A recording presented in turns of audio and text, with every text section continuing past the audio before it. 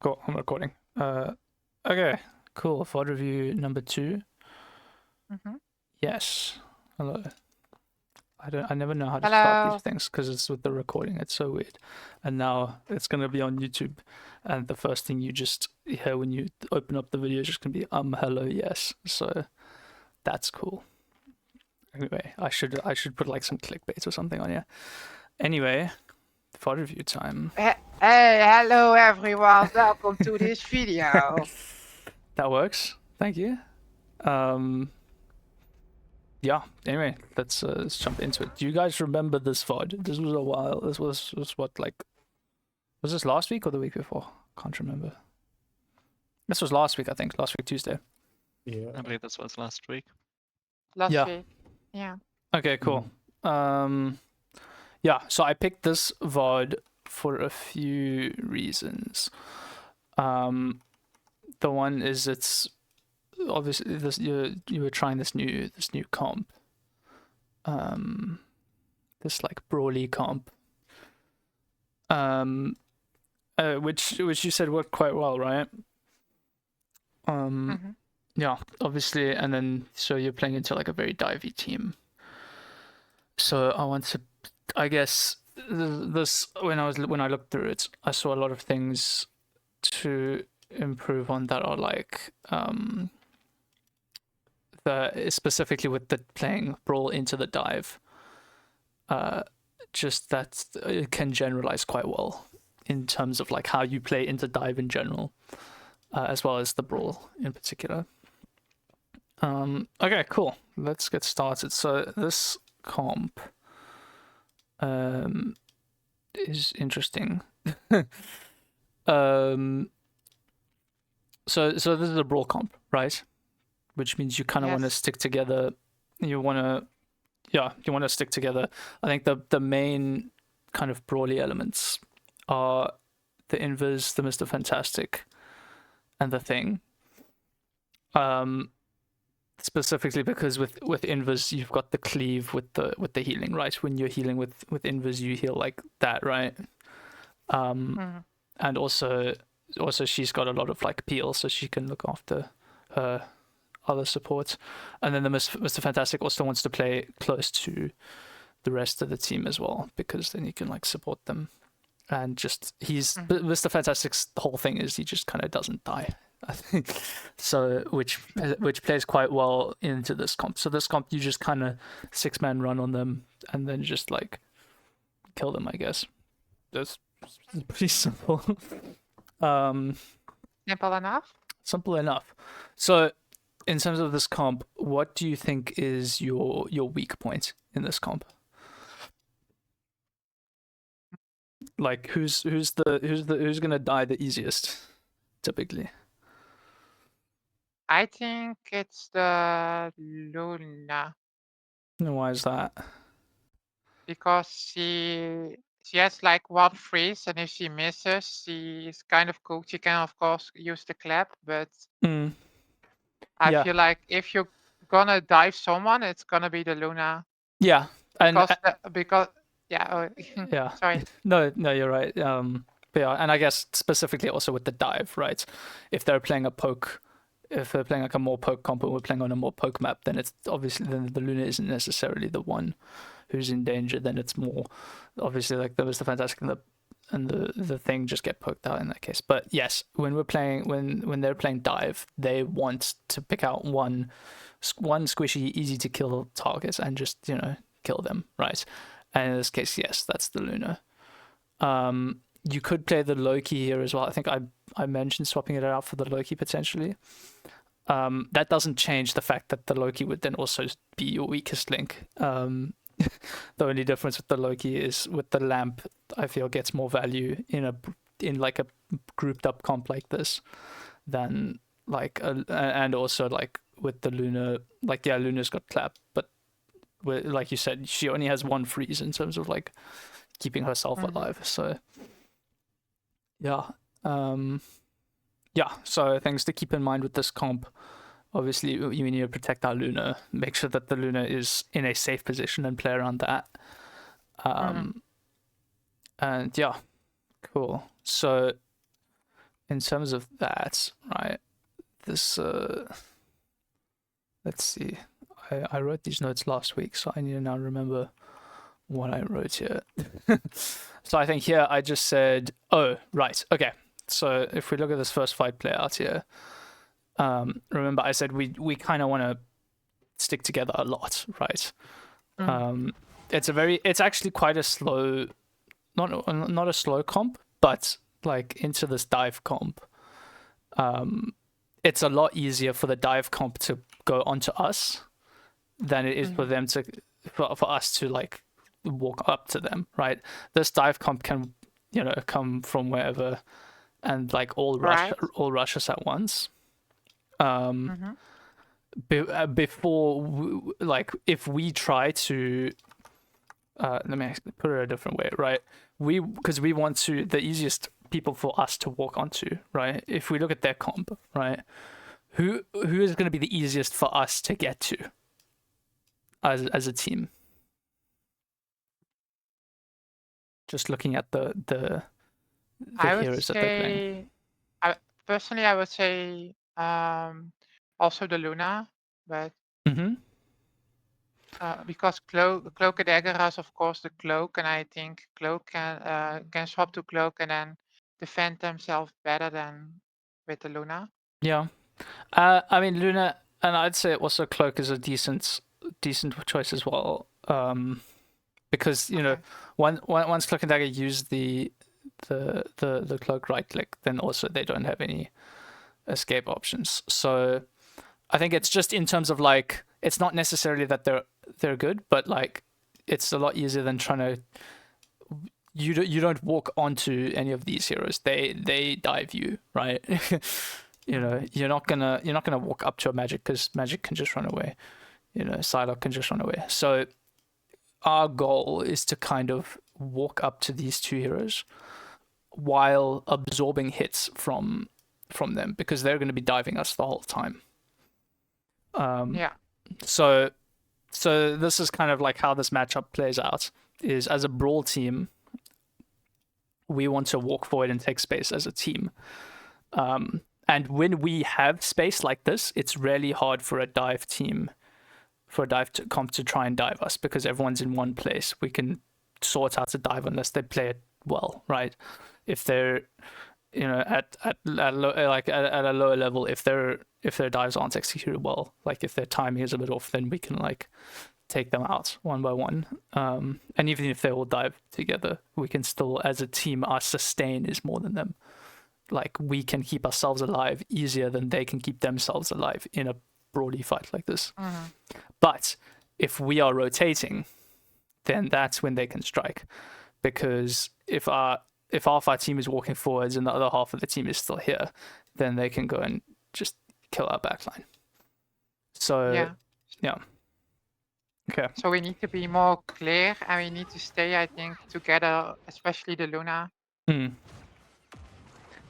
So this is fine, but here already, I mean, I don't know if you can, you know, try predict the future here. They're like hawks all flying around. So the invis. So this is exactly it, right? When we're playing into a dive comp like this, it's especially important that we don't get, and it's easier said than done, right? Because as soon as we want to rotate, we're not necessarily on the same page, and we just get like spread out into this line because people have started moving and other people are getting left behind. And so it's tough to like, you know, but you just need to make sure, A, that you are not getting left behind, and B, that you're not leaving your backline behind. Yeah, so this is now, they've set up to dive, and luckily it's invis, so in theory, like an invis can get out quite easily. Okay, they just don't dive properly. I was gonna say invis can, like, you know, push them away and then you go invis, but yeah. So, but here, this is now, like, this is okay. Because remember when we were talking about dive, right? You want to dive in sight of your backline, otherwise they're useless. And so right now, what are they not doing? right? They're all here, and their backline is like all the way back here. Yes. Which is for the Luna, it's fine, but for the Cloak and Dagger, like they're not doing anything. And so I'm okay with this to an extent, because now we're taking space here. But again, it's this idea of like they are attacking us. They're attacking us first, right? Okay, I've spoken to you about like the whole going first versus going second thing. I don't want to like put too much emphasis on that, but this is kind of an example of that, where if we try to go first, then they can like they can like get in the way of that and like intercept it. Yeah. Whereas yeah. Whereas if we let them go first, then they like we can just take that the pressure from that and then walk up. Yeah, so that's why I let them go in first. So so the only thing here is making sure that your backline is okay. That's why I was protecting the supports. If Yeah. you see my positioning, I'm with the supports. Yeah, still. so I'm cool with that. And Valve, I'm happy with this because you're keeping their backline away. So their backline shouldn't really be in a position that you can just walk up to them like this. But because they are and you can get away with it, I'm happy with this. Just be aware that like here you're being useful by shooting them, but if their supports were like on this high ground, for example, or flanking around here, then I'd rather that you help like fend this, or not fend the dive off, but like yeah. So by doing this, you're defending our backline. Yeah. Cool. Yeah, so this is fine, and then you walk forward again. Also be aware, as a tank, like if your backline is being dove, then you don't have healing. So that's just something to be aware of. But yeah, so this is cool. Then we get their magic and we're up. So this is exactly it, where they dive, but we're able to use our sustain to just outbrawl them. And then we just, we win off that. So this is fine. We just need to keep in mind to walk as a team. And then just target calling. But I think we just win this fight here. Yeah, they were really sweaty that game. Yeah. Okay. Cool. Not much to say here. Yeah. Let's just clean up here. Okay. So here, this is now what I really wanted to talk about. So I want to talk about scouting.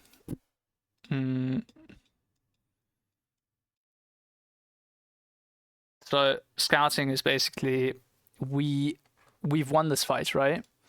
Now we want to know where they're going to be for the next fight. And this is really important. This is always important anyway, right? You always want to know, like, are they going to come this high ground, or are they going to come through main, or are they going to come through the low ground, or are they going to wrap all the way around here, so that you know, like, where do we need to meet them, right? But into a dive comp like this, it's especially important, because how does a team comp like this beat a brawl comp like this? It's through setup and angles and, like, you're setting up a dive. And dividing us, right? Not necessarily. Okay. So yes, that's true. If we're split, then that makes it easier for them, but they can't necessarily force us to split, if that makes sense. Okay. That's why most of the time they'll catch us on like a rotation, because a rotation is when we tend to split ourselves, because half the team has started walking, the other half is still here, and that's when they can then drop on our backline.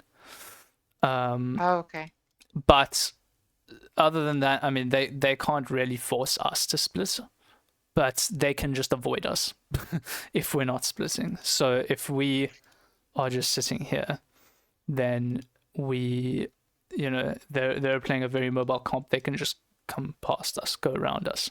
And what can happen then is, say now we're just setting up like this. If they walk here, if someone walks here, right? Someone comes through here, and they just 3, 2, 1 dive our Luna, right? from three different angles, there's not that much we can do. As a brawl comp, we're very good at stuffing a choke. We're very good at sitting in a choke and basically saying like, you can't come through here, but they don't need to come through here because they've got all these different options. So scouting is now, it's important because now we need to see, okay, where are they going to come from? And can we intercept that? Can we stop that? Because similarly to how they can catch us on rotations, right? We can also catch them while they're setting up, right? If this magic gets here, right, then it's over because then she just kills our Luna. But if this magic is here and we like intercept her, now there's a fight here, and now this isn't necessarily a fight that she has the advantage in. So yeah. So scouting, who does scouting? It's usually the most mobile. But scouting is kind of like everyone's job. I watched a video recently from an Overwatch coach called Capitology, basically, and he called it view maxing. The idea being that this is maybe a bit more advanced because it's like you kind of need to know how much you can get away with, but it's this idea of like, we've won the fight, we're going to walk up as far as possible because we can see what they're doing. So even if like, walking up all the way here, then we can see them like walking past, right? Rather than just sitting at the point, you can see here, oh, there goes Hulk is going that way or whatever. And so you don't necessarily have to do this as a team because, like I say, you need game sense to know when do I need to start backing up. But some of the more mobile heroes, like Nox, if you're playing Magic, Nox is not here. I don't know why I'm talking to Nox. If Nox is playing, but I'm assuming Nox is watching the video. So yes, Nox, if you're watching this, which you are, I know you are, because I asked nicely, then you can, if you're playing Magic, you can walk up, see where they're going, and then back up.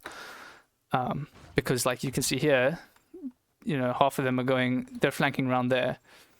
I don't think you even see this Hulk walk across here.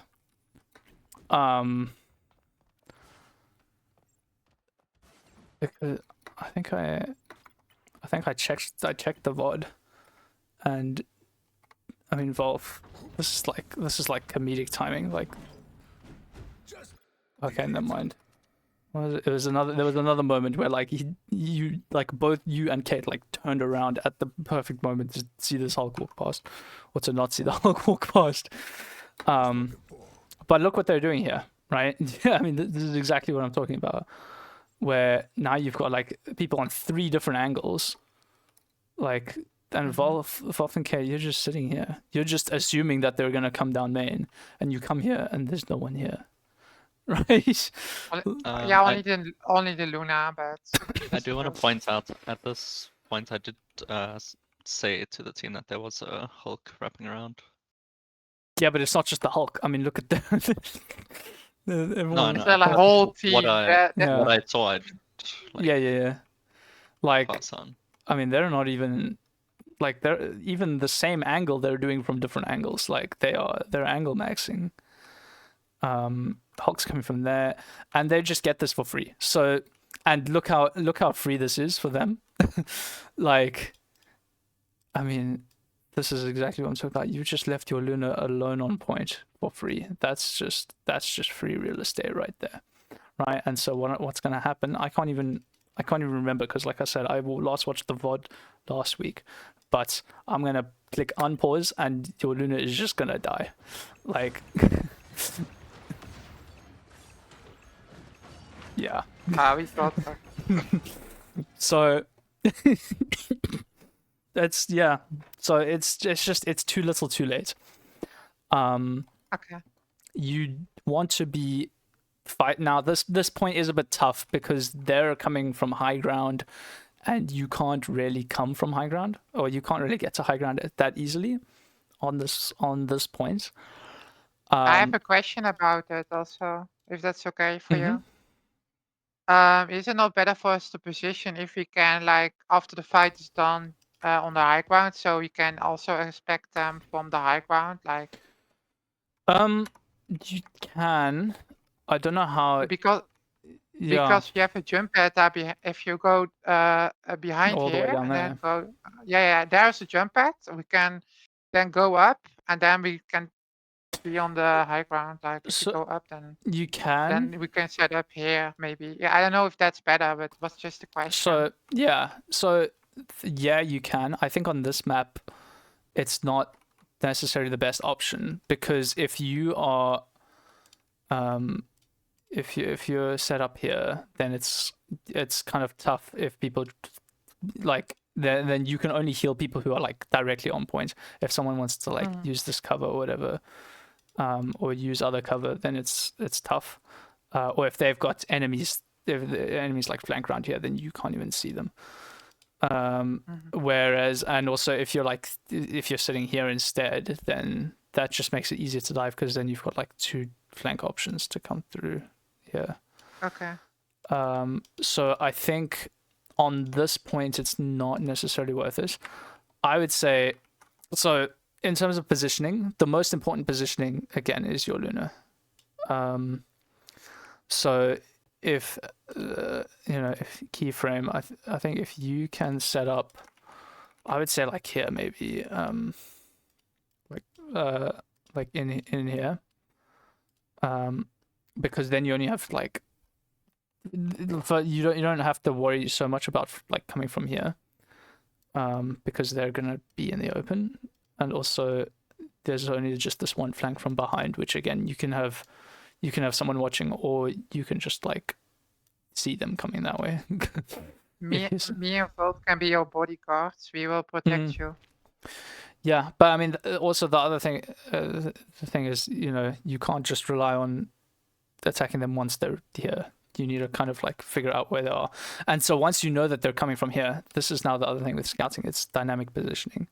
Once you know that they're coming from this direction, they're coming from this direction, then you know, okay, I'm gonna move here, keyframe, and Griffin. Your supports, both supports can then just like get to a place that's going to be harder for them to dive. Because if you're here, now their setup over here is useless. Now they have to wrap even further back around, at which point you could almost like then just go further back here or something, I don't know. So being able to just like see those rotations that they're trying, the setup that they're trying to do, and then just basically just outplay it by just out rotating it. Yeah. Okay. I don't think I had too much else to say for this point, because other than that, it was pretty good. I mean, this is just you played the comp well. It's basically just you just use your survivability and the fact that you out sustain them to just like kill them, because they're diving like one at a time. Like, I mean, even here, like their target priority is not And as good as it could be. I killed their cap, so it's like a trade. I feel like they got our Luna, but we got their cap, so it's like now it's 5 versus 5. Yeah. So the rest of this point is just, I mean, it's just standard brawl, and then there you go. Bye. Yeah. So I think the only thing I have to say, or the only thing I just have written here still, is yeah. I think it was here. I was basically just saying, yeah. So here you've basically won. Oh no, it was.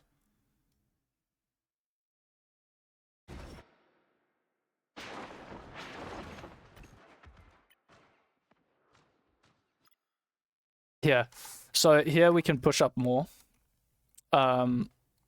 because we're so close. So what you want to do when it's like close to the end, you rather want to push up, because you want to make it as hard as possible for them to get to the point, so that they might not be able to get to the point in time. And also because they're so focused on getting to the point, it's easier for you to just kill them on the way. Whereas if you just sit here and give them all the space for free, then they get a very easy touch, and then you just fight on the point, which is worse for you. You don't want you want the fight to be over sooner rather than later, because you win. They are the ones that want to draw things out on the point. So the first thing from this is rather push up when you're this close to winning. And also you kind of have to expect that they're going to touch. I think we're sitting here, we're all just sitting on point. We have to kind of assume that they're going to touch.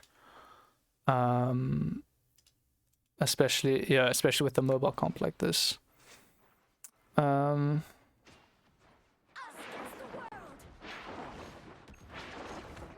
That's yeah. Oh yeah, and then this is so here. So now, oh, I see what I was talking about here when I wrote expect that touch. So here, well, what the other thing we can also do, is if they're using an ult like this, we can afford to give up points as well. We don't have to necessarily use ults to win this fight. We just need to not lose the fight. So if you're not going to be like pushing up and trying to, because the other thing with pushing up is you force them to use ults to touch the point, because they have to use ults just to get to the point. But if you're not going to be pushed up all the way, then if you see them using an ult like this to touch, then what we can do is just disengage completely. Now, obviously we're quite far up, so we're not necessarily in the right position to do that. But if we can disengage completely and live, and just wait out that ult, even if they get to cap the point, that's fine, because we've got such a leeway here. It's okay.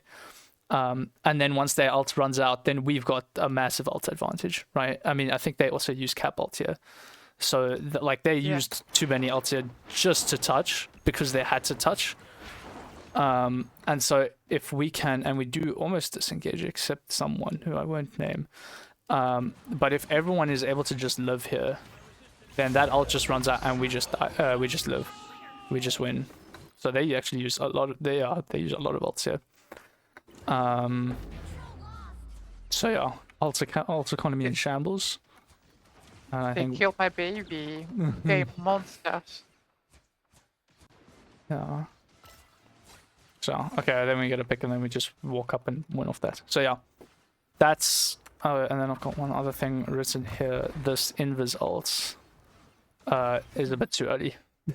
I'm okay with the invis ult in theory. Although I think you could have, if you wanted to use an ult to touch it, I think it would have been better to start off with the Emma ult, especially since they don't have anything that can like block it, like a strange shield. I think starting off with the Emma ult would be better here, because the invis ult, no one's really shooting us yet. And so yeah, and I was saving my ult to when I'm going on point, but because I didn't saw them yet, so then yeah, I forgot the name. Yeah, so I like the idea of using the invis ult to touch. I think that's okay. It's just they haven't earned it yet, if that makes sense. Like, they haven't done enough damage to us to warrant like putting an ult out, or not even. And is it also not? Sorry, not even that they haven't done enough damage yet, because obviously you want to be a bit proactive with it. You don't want to just like, especially with ping, you don't want to like, oh, oops, that's too late now. So tank is dead or whatever. But just they haven't even started doing damage to you. Like, we are just not in any danger here. Once they start shooting at us, then I think we use that ult to touch. And also, if we can get it, we can probably then get it forward a bit once our team has had time to rotate onto the point. I have a question about it, about the invis. Sure. Also, you can also, I find myself that if you keep, I know, of course, not keeping the supportal, but if they use like, because I don't see what they have, of course, in game, but you can save it for let's say a magic ult or maybe a Psylocke Yeah. ult, you can counter it with the Invis ult, and then it doesn't do anything. Yeah, exactly. I mean, that's So- also why I would rather go in with the M ult, because the support ults are they're just better at countering DPS ults or other ults from the enemy team. It's a lot like, you know, you can't necessarily use an Emma ult or a magic ult to counter their magic or Psylocke ults, and so it's just a lot more consistent to keep those support ults in response to other ults. It's not like Overwatch. Overwatch, I know there's often times when you can have like an aggressive support ult, and in fact some support ults are more aggressive in nature. But with Rivals, a lot of the support ults, you just want to be keeping them to counter enemy ults, basically. For example, when I played Overwatch yesterday, I played Rodok because I thought if I swap and they played Ramatra, they ulted with Ramata ult, and Rodok's ult counters like Ramatra's ult. So that's why I swapped, and I saved my ult almost all the time if I could for when the Ramata was going to ult. Yeah, well, I mean, yeah, like I said, I mean, Overwatch isn't really so much about the like hard counters and whatever, but with Rivals, it's just the support ults get more consistent value if you're using them to counter another ult. No, I mean only for tank. I don't Yeah. know about the other roles, but for tank, I always hear you can just pick the other that counters that character, and then for the tank role, and then you're good to go. Yeah. Anyway, but yeah, cool. So that's this. Yeah. So then, like I said, the only problem with this is like how we could just kite their ult, they can now just kite our ult, and then come back again when it's over. So yeah. Okay. So that's that point. You win that point. Cool. Second points. Okay, I think I mentioned this already. What's our first thought when we're walking here? High ground. High ground. High ground. High ground. High ground. High ground. I mean, this is an old VOD we've been getting better at, but like I said, I'm just gonna keep drilling that into. I know you did eventually go high ground, but I mean, if this is your rotation to the high ground, then it defeats the whole purpose. So, yeah. Okay. Anyway, aside from that rollout, see now look what we're doing, right? So this is what we don't want to do on this comp is the line, right? We don't want to be making a line. We want to some people. I don't know. Yeah, this comp probably counts. There's a kind of team comp called the Death Ball. It's basic. It's like it's brawl, but it's even more to the extreme where you literally stick together. You know, it's called the Death Ball, not Death Line. We don't need to be in a line.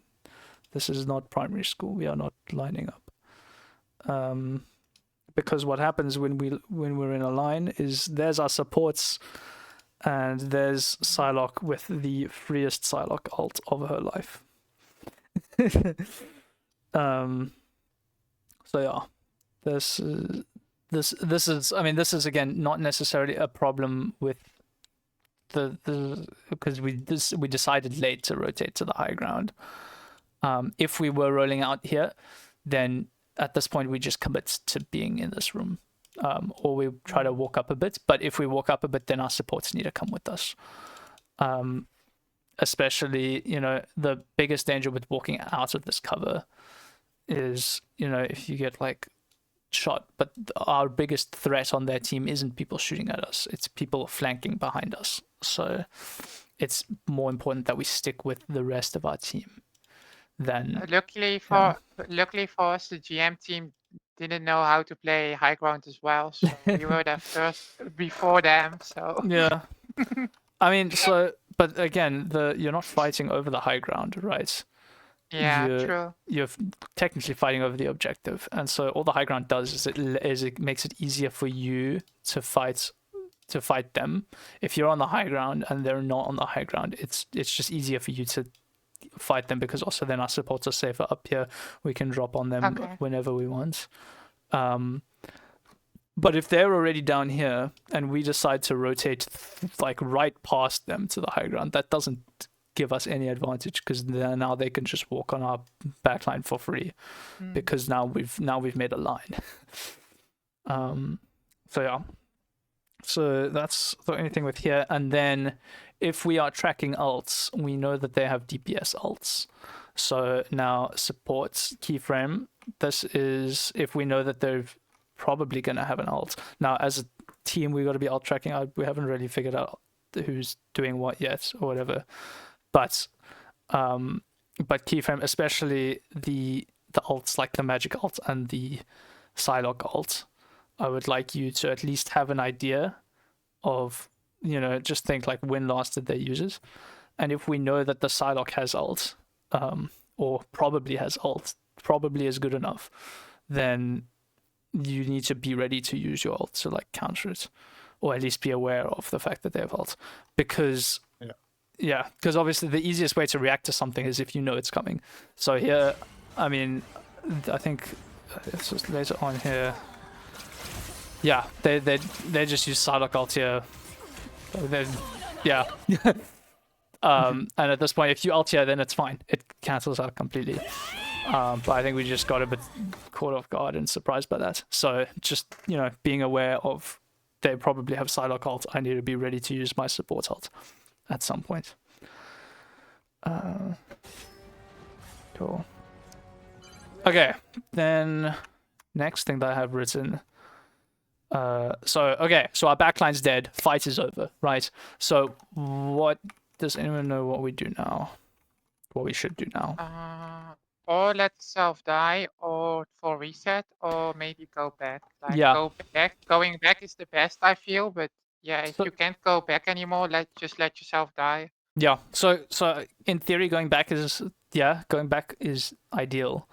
I think sometimes it's very easy to underestimate how hard it is to go back, or how easy it is for them to chase us.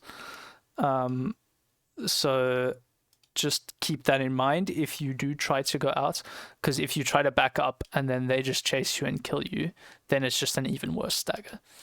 So keep that in mind. In this case, what I'm seeing is they're busy capping the point, which means we want to stall that. So if we're going to die, try die on point. That's so if you've ever heard someone say to die on point, this is why. Dying on point is only important really when they are busy capping. Yeah, it's basically just when they're busy capping and we want to stop them from capping. If they already have control of over the point, and us standing on the point would basically be us capping it, then there's no point, because like we're not going to cap the point if we're aiming to die. We just want to slow down this cap a little bit longer. But yeah, cool. So get out or down point is the call here. The call is not to press Q. So let's, again, I'm not pointing out, I'm not going to name names, but so okay. So actually, I don't think I need to say anything here. Fight's over. Yeah.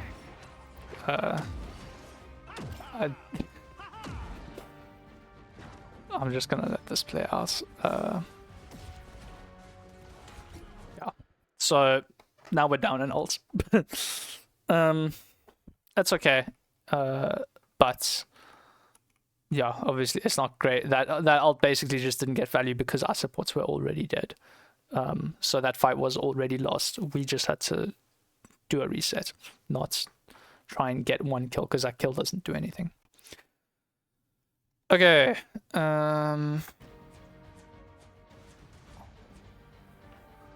What have I got in here? Okay. So I think from here, oh, this music is annoying. The battle starts in 5, 4, Okay, I fixed this. Okay, so we've lost that fight. We're staggering a little bit, so we just need to wait and regroup. obviously here we can then walk on the high ground again. Yeah, but there was a misunderstanding, I think, because I want Yeah. to go to the right side, but some people want to go to the left side still. So So here, actually, I think check. They just straight up just see us walking up. So that now this is them. They've now done scouting, and so now what they can do. I mean, look at how they're scouting here, right? Or view maxing. They've got, they've got their Psylocke looking here. They've got their thing looking up here. They've got PT looking here. They can basically see where we're going, right? They know we're not going here because Psylocke didn't see us here, right? The PT literally just saw us walking up here. So now they know that we're coming here, and now they can all come set up for this choke here. So that's their plan here, which is okay. I mean, there's not much we can really do about that, other than like maybe coming through like here instead of here, but it doesn't really matter that much. The point is we just have to get there quickly. We can't just stand around here waiting, because then it just gives them time to set up. So yeah, okay, so now we're walking as 6. We obviously, because we know that they've got the double flank at DPS, we need to be watching this flank here. And there's the Psylocke. And now our Luna is just here.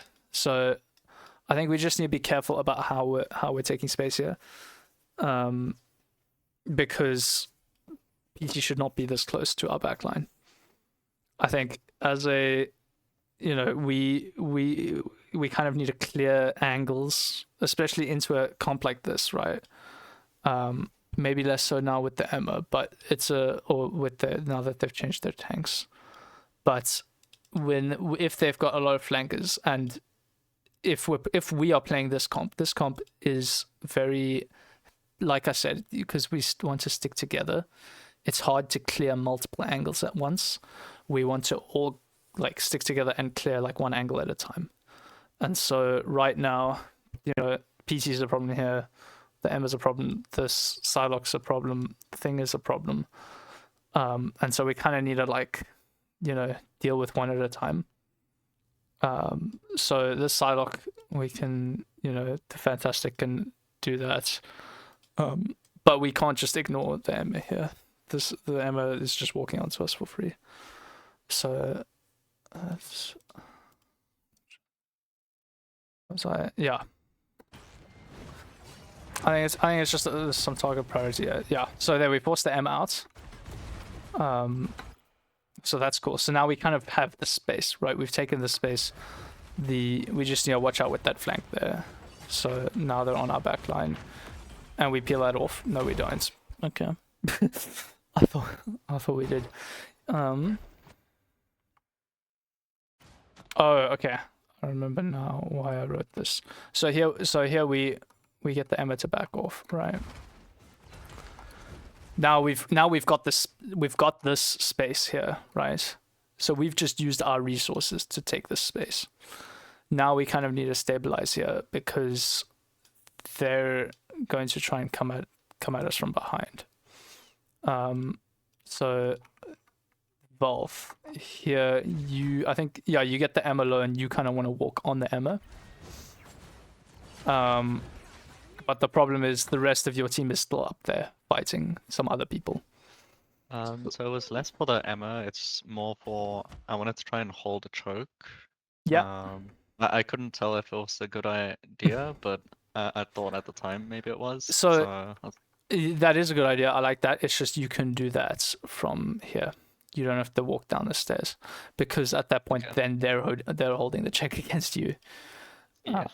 So yeah, you can do that from here, because from here you can also then help. You can help your team, and also they can help you, because as soon as you walk down here, you now have no supports. Yeah. Okay. Especially when they're busy being dove. So that's something that the backline needs to call, and basically just say like, hey, we're being dove. Let's chill for a bit, because again, it's, if you think about the timing, their timing is off because their tanks have just gotten forced out, and now their DPS are coming in, right? And so what we can do is their tanks are low on resources, they've been forced out. Let's deal with this threat here as 6 people because, as like a very broadly team, we want to do that. And then by the time we've dealt with that, then we can deal with the tanks. So your job, Volf, here on tank, I'm happy for you to hold this choke, but you don't need to go chase them because they're not a threat right now. Yeah. Okay. Yeah, you standing here stops them from being a threat, stops them from walking up and getting that, because again, with the timing, they want to walk in with their DPS, but you standing here, it gets in the way of that. I think also it's more an important thing to keep our supports alive than going in. That's Yeah. like top priority. It doesn't matter what role you're playing. If we can even maybe get 1 kill out of that, then we are like with the whole team and they lost 1. So Yeah. Our team is a very, for lack of a better word, it's a slower team than theirs. I don't want to start a whole discussion about like team comp, like speed and tempo and whatever. But I mean, you don't have to really know what that means to at least get a feeling for we want to play slower. Like we want to take our time, we want to be more patient. And the reason I say that it's a slower team is because our strength is not dying. Their team strength is getting kills, right? Their team, I mean, I'm talking more about like the dive comp. Obviously now they've swapped the M and the thing, and so they're a bit more broadly. But still, with the flankers, their team comp is better at like getting in and getting a kill, whereas our team comp is better at just not dying with the invis and the fantastic, and also with the thing. And so we want, if they aren't able to get a kill, then we're happy. And so we're happy to stay here, and also because our whole thing is, we have better sustain. Our strength is our sustain, but our sustain is because of our supports. And so if our supports die, then that really hinders our team comp and what it's good at. So yeah, so just playing slow, making sure that we're clearing all the threats, because our team comp, like I said, it's not good at doing multiple things at once. It likes to do one thing at a time, and it likes to do it well. So if we're clearing out, if we're clearing out this flanker, we're doing it well, and then they're out. So yeah, it's not like you have another flanker to just challenge that, and it's just like a little 1v1. It's like, no, we're all here. We're all gonna kill you. But the downside of that is that we can't then, focus on their tanks at the same time. It's all about the target priority. Okay.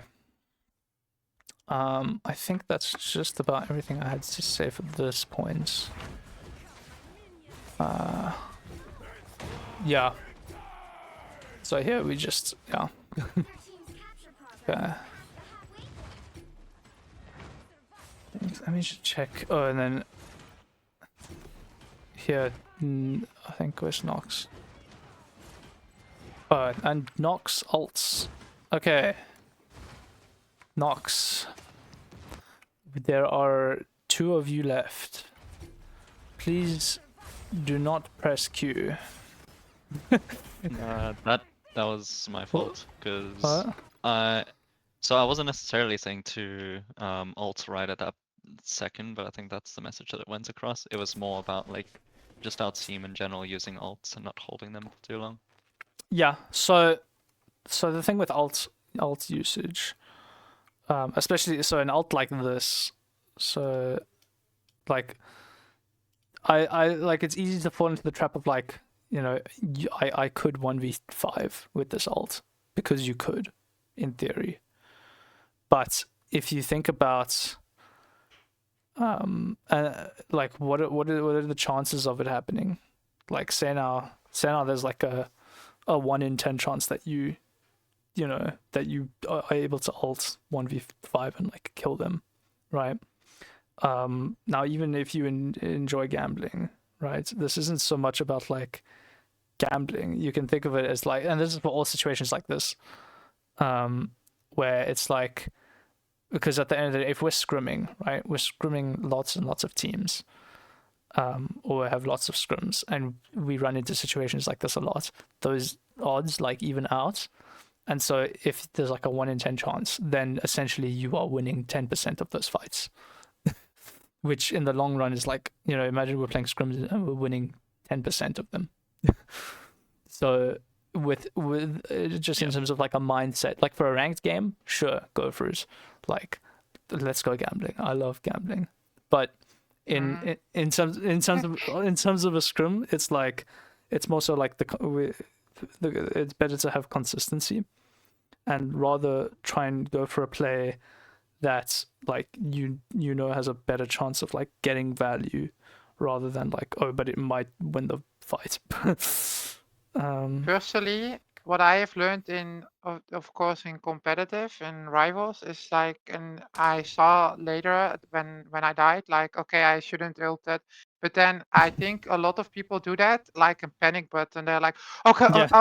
I can ult here. Yeah. And it's like, yeah, but you're wasting your ult because you're going to die. You're better to save it for the next fight and use next fight. And even if you don't But- die, even if you pull it off like 9 times out of 10, you won't be able to. So Yeah, rather true. focus on what's consistent and what is able to get value. Yeah, I'll also say magic ult is probably better off like towards this, like in the middle of a fight is good, but like you with most ults, I think I mentioned this during the last VOD. With ults, there's like a kind of like a boundary of how winnable something is. You can think of it as like, imagine there's like a bar of like how winnable the fight is. And so like here's 50%. And so like you could say like right now this fight is like 20% winnable or something. I don't know. I mean, I'm just making up numbers. And you could say like, oh, this ult, let's say it's a big ult, it gives you like a 10% chance, an extra 10% chance of winning the fight. If that extra 10% like makes the fight winnable, then that's kind of the threshold. That's like how you decide if you're going to use it or not. Like this situation is like this situation here, where it's like the fight isn't winnable, and you ulting is not going to change that. So don't ult. And then on the flip side, if you've got a fight that's like you've already won the fight, right? You basically won the fight. It's super winnable. And then obviously you ulting is not going to do anything, because it's like, well, you know, you've already won the fight. But if you've got a fight that's like, it's winnable, and it's like, but it's also losable, right? Like they could do something and win the fight, or we could do something and like win the fight, whatever. And then that's kind of the kind of situation where you want, the kind of fight where you want to be using an ult. The point of an ult is to win a fight. And so that means you're taking a fight that you might lose and turning it into a fight that you are hopefully going to win. If that makes sense. Makes sense to me. Yeah. I mean, like I said, I just made up the numbers. Like, you're not going to think like, oh, this fight is 43% winnable. Like, working out the chance of success or whatever. But it's just like a mindset. Like, okay. As that for this point, I'm going to breeze through the last points, because I have to be up early tomorrow. Yeah. What did I write down here? Okay. So let's talk about this point's high ground. So I know we walked up to the high ground here. All you need to do is capture capture the mission area. Can anyone tell me Got it. why we want the high ground here on this comp, especially on this point? To kind of stop them from getting it because they would have more of an advantage when Yeah. they have it. Yeah, 100%.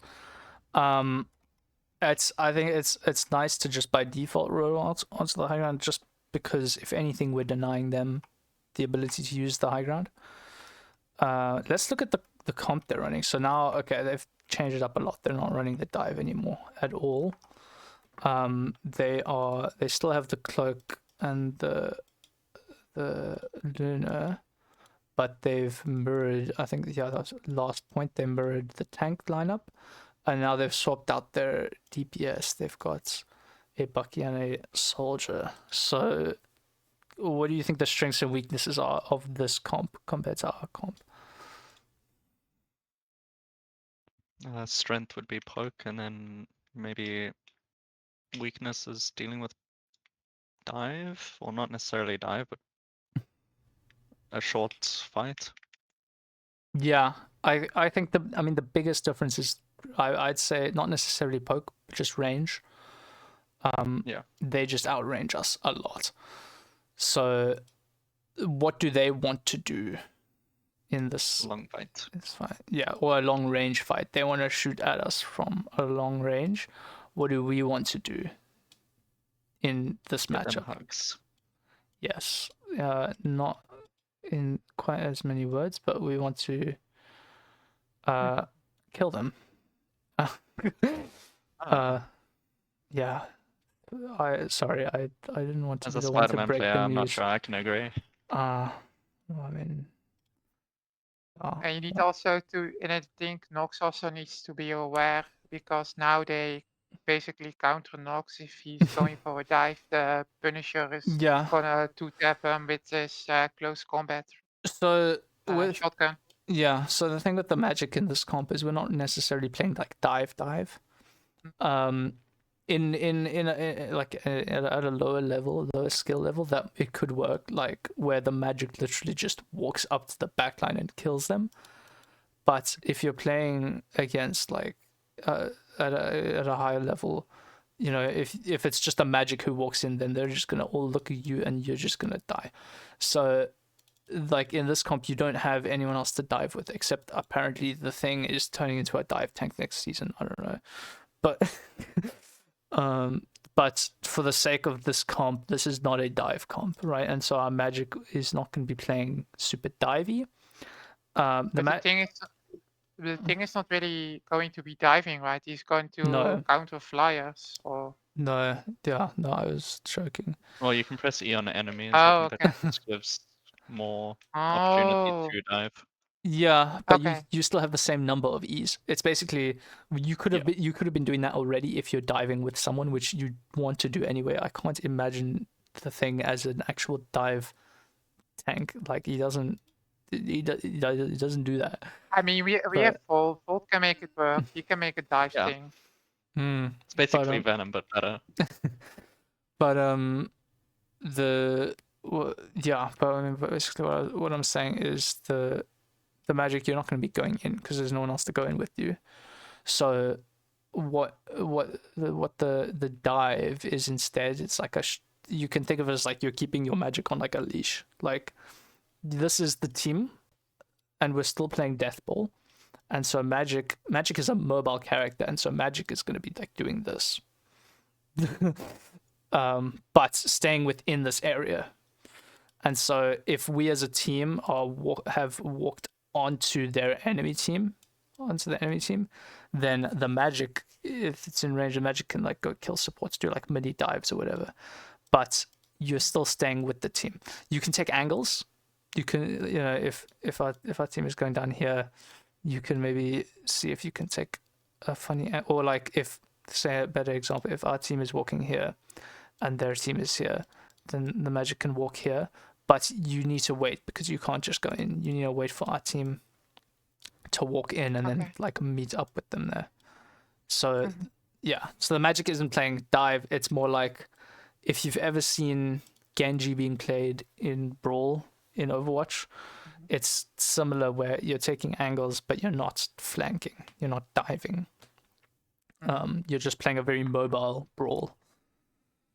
Yeah. Okay. Cool. So their game plan, they would absolutely love to get Punisher turrets sitting up on this high ground or up on this high ground, and then we just cannot take point. So our job is we need to walk up to them and deny them space and kill them, I guess. And so, yeah. So taking this high ground is good. Yeah, there's other stuff I want to talk about. I'll talk about it later. Yeah, cool. The only thing to keep in mind with this is now we just don't want to make sure that we don't give up the point for free.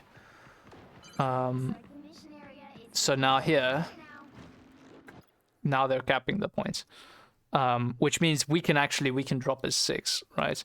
If we see they've, like, if their whole team is here and we see they're capping the point, that means there's probably just one person on point, like 1 or maybe 2 people, right? Which means Who can be the best to go to point? Does it matter or? for us, for our team, Yeah, for us. Yeah, for our team. so if you are going to send one person, it's probably going to be your magic. But Okay. but I mean, what I'm actually getting at here is, well, we can just kill this guy as a team, right? Remember, we're playing Death Ball, so if we, we don't like to split up, and take 1v1s like that. So we can split up. We can split a little, right? Because we can maybe send 2 people down. But what we can also do is, as a team, we can just drop and just kill this Punisher. Because especially if it's the Punisher, if we take this Punisher out, remember their whole thing is range. They outrange us, but a big part of that is the Punisher. And so if we take out the Punisher, then the fact that we're sitting on low ground and they're sitting on high ground isn't as big of a problem, because the biggest problem was the Punisher sitting on high ground and he's dead. So here I would say just to drop off here, because especially also because, remember, we like to have a longer fight, or a brawlier fight can go on for a bit. And so if you can get this early cap off, then that means the whole time this fight is happening, they're just going to get free point percentage. And so we want to not let that happen. That's just something to keep in mind. Okay. Yeah. So here, like, we're ulting on points, and like this fight is going on, but they're just getting free point progress. So a lot of ults being used here. They actually, they mess up their support ults, I think. Yeah.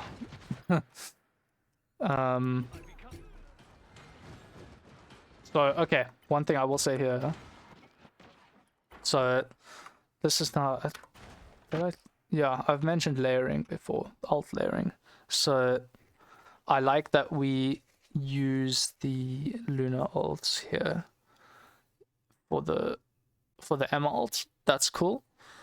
I think in theory it would be better to use the Invis ult for the Emma ult. Actually, is it?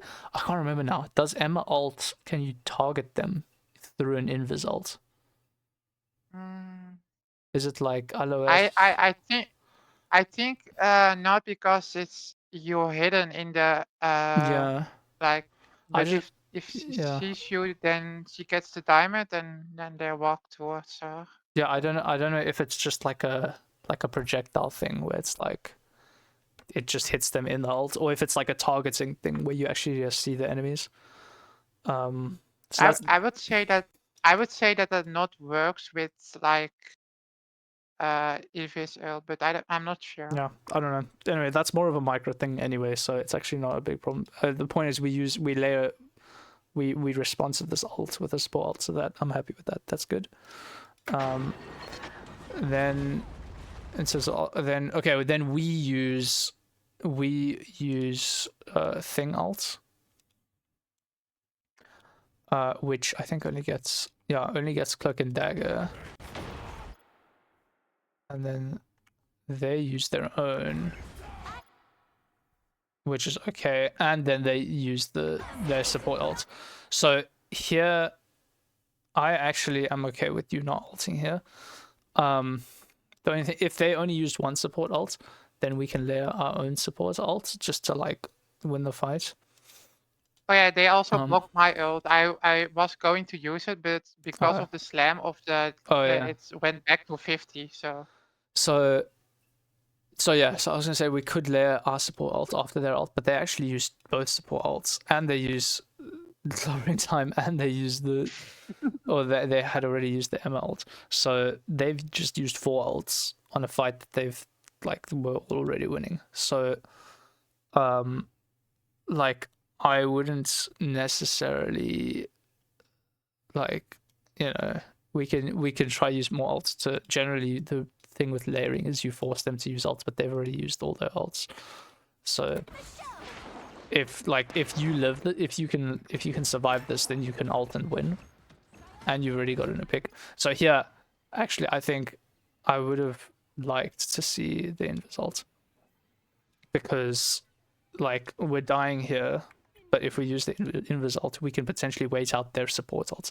The thing with layering support ults, it's typically whoever support ults last wins, or not necessarily wins, but has an advantage, because if we force their support ults out and then we layer our own support ults, then our support ult is going to last, or it's going to end later than theirs, and so there's going to be a period of time where we have the support ult and they don't, which gives us the advantage.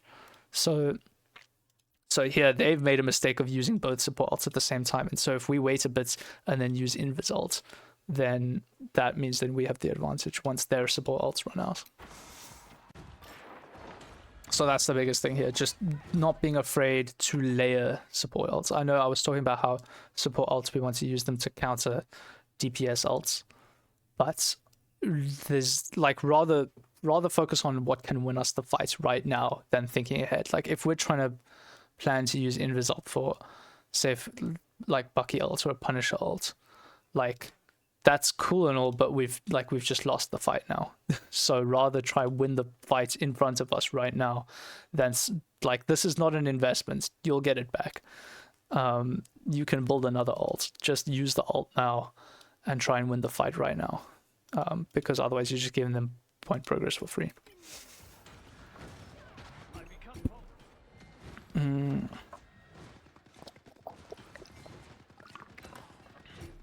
Okay, last point that I have written here is, okay, so we're playing the Brawl comp and we've already come to the conclusion that they outrange us, right? They want to shoot us from as far away as possible. So how do you think we should approach this fight?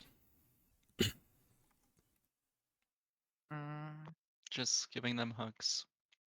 Okay, Wrapping around onto their backline, hopefully going high ground. how do we do that? High ground, you say? There's a This jump high ground? pad. Yeah. Or this one? There's a jump pad, not up the stairs, but This kind of right. around the side. Yeah. Yeah, I mean, we don't need to take this high ground necessarily, but the important thing is just avoiding LOS, right? I mean, they're all sitting on point for some reason. So what is their LOS? It's like here, right? Yeah. And so so I guess the important thing is, what do we not want to do? We don't want to run down main. It's just about using this cover here to get close to them. We want to close the distance to them. I can't remember if you do that or not, but because I have that written down as a note, I'm going to assume no. I see someone's going like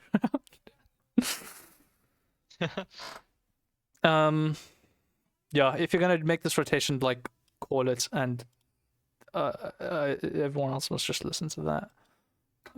Or at least everyone must be on the same page. we were not ready because they start fighting us there. So at least from my point of view, I was with the Fantastic and the rest, like protecting them, because if I can go up with the Fantastic, but if the supports can't follow up and they're going to arrest our supports and die, then Yeah, no, for sure.